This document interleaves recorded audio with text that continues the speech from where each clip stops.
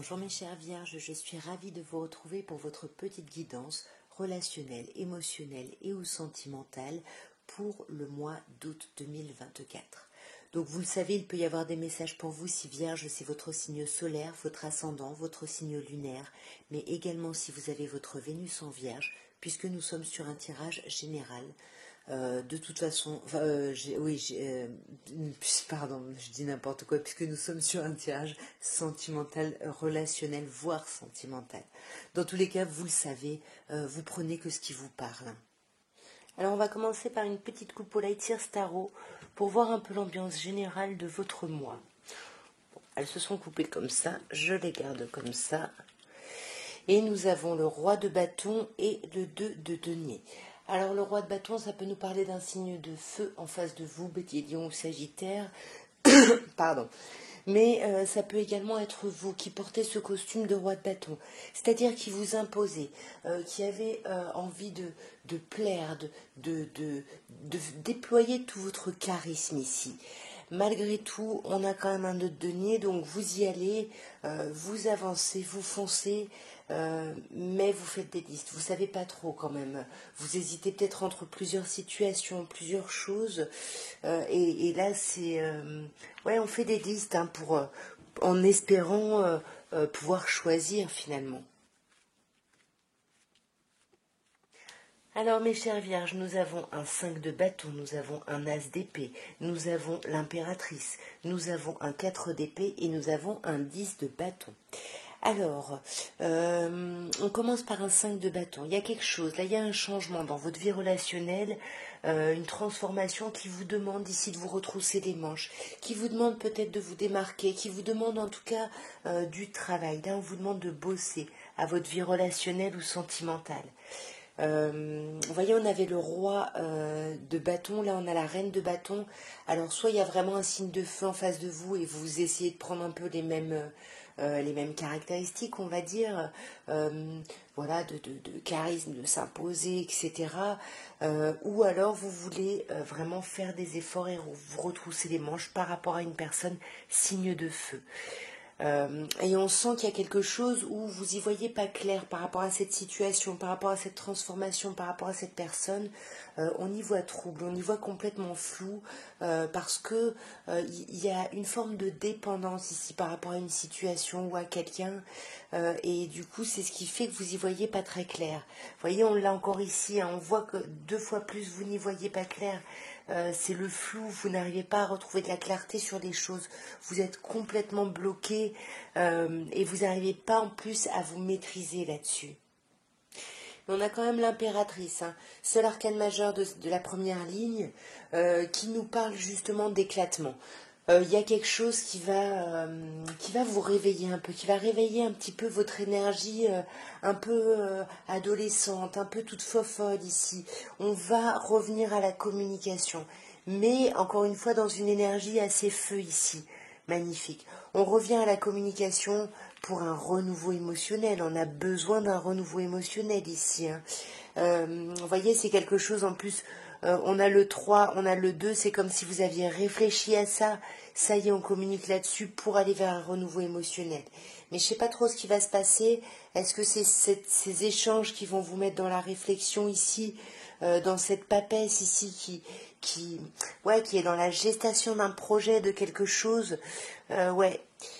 Ouais, vous voyez, avec le 5 de bâton, là, vous allez vous dire, j'ai trop donné, j'ai besoin de réfléchir à tout ça, qu'est-ce que je veux vraiment, etc. Mais on sent que vous voulez un renouveau émotionnel. Et suite à toute cette réflexion, vous allez avoir besoin de vous arrêter ici. Le 4 d'épée, oui, pardon, c'est un peu le repos du guerrier. Ici, on a vraiment beaucoup travaillé avec le 5 de bâton. Et là, on a besoin de se reposer et de retrouver un peu son espoir. On a besoin de se sentir de nouveau guidé. Vous voyez, on a besoin de ressentir l'amour. De ressentir l'amour qu'on a pour nous, l'amour qu'on peut avoir pour quelqu'un. Parce que là, il y a clairement, entre l'étoile et le soleil, clairement, il y a quelque chose de très positif. Ce sont 2 arcanes majeures en plus.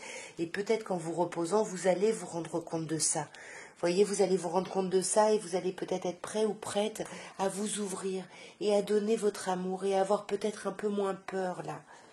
On peut également vous parler d'un signe d'eau, poisson, scorpion ou cancer. Et avec le 10 de bâton qui clôture le tirage, on a quelque chose de chouette, parce qu'on vous dit que toutes les choses un peu complexes ici, vous allez les déposer. Toutes les choses qui vous entravent, que vous portez sur votre dos, vous allez vous en séparer. Et du coup, ça va vous débloquer ici. Hein. On va sortir d'une forme de procrastination, on va retrouver vraiment un équilibre en tournant le dos. Vous voyez, on a 2 10 quand même. Hein. Et c'est à chaque fois 2 choses un peu lourdes et un peu compliquées, soit mentalement, soit physiquement, soit émotionnellement. Il y a quelque chose là ouais, qui a été assez lourd et dont on se libère. Et ce qui est génial, c'est qu'après ces 10, on a un as. Vous allez retrouver votre énergie, vous allez retrouver votre feu ici. Encore une fois, on peut vous parler d'une personne du signe du bélier ici. Mais il y a quelque chose ouais, où vous retrouvez vraiment une énergie, mais ce ne sera pas tout, vous n'aurez pas tout, parce que vous voyez, avec le valet de bâton, on vous dit que par la suite, vous aurez encore besoin d'avoir des infos, de savoir des choses, d'avoir de l'info, quoi. On va regarder maintenant, déjà avec une petite coupe, ce que l'améthyste love peut vous dire, mes chères vierges. On a les messages reçus et on a 3 signes qui ressortent, bélier, taureau, gémeaux. On avait le bélier déjà, hein, juste avant. Mais là, on vous parle d'un nouveau départ. Il y a des communications qui vont vous permettre de retrouver votre vitalité. Et c'est ce qu'on avait, j'ai l'impression, avec l'as de bâton juste avant. Il y a une énergie qui commence à être retrouvée ici.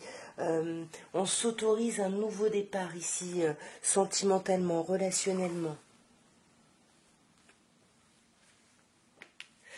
Voyez, on a l'élévation, on vous dit que vous êtes en train de passer un niveau au-dessus, là. Hein. Il y a quelque chose qui s'élève dans votre vie relationnelle, peut-être suite à de la colère ici, hein, qui a pu y avoir, et on dépasse peut-être ça. On passe à un autre niveau. On continue à se méfier, clairement. On porte des masques ici. Néanmoins, on passe à un niveau au-dessus ici, voyez, par rapport à une notion de couple, par rapport à une relation peut-être même. Mais super, voyez, on a la guérison. Vous allez retrouver un équilibre, un calme et une paix, et vous avez besoin de retrouver cet équilibre, ce calme et cette paix pour pouvoir avancer, pour vous libérer de la colère. Ici, hein. Voyez, quand je vous dis vous libérer de la colère, vous allez guérir et vous allez mettre cette colère en pause ici. Hein. Ouais. Alors ça risque d'arriver à un moment lors d'un changement de lune, nouvelle lune, pleine lune. Donc n'hésitez pas à regarder. Mais sinon on vous dit soyez à l'écoute de vous là pendant ce temps de pause, ce temps de guérison. On vous dit que vos amis aussi sont là. Vous pouvez compter ici sur vos amis. Vous pouvez leur parler. Parce que là avec l'amour envoûtant et passionnant, pour moi c'est souvent il y a un côté un peu obsessionnel sur quelque chose ici. Hein.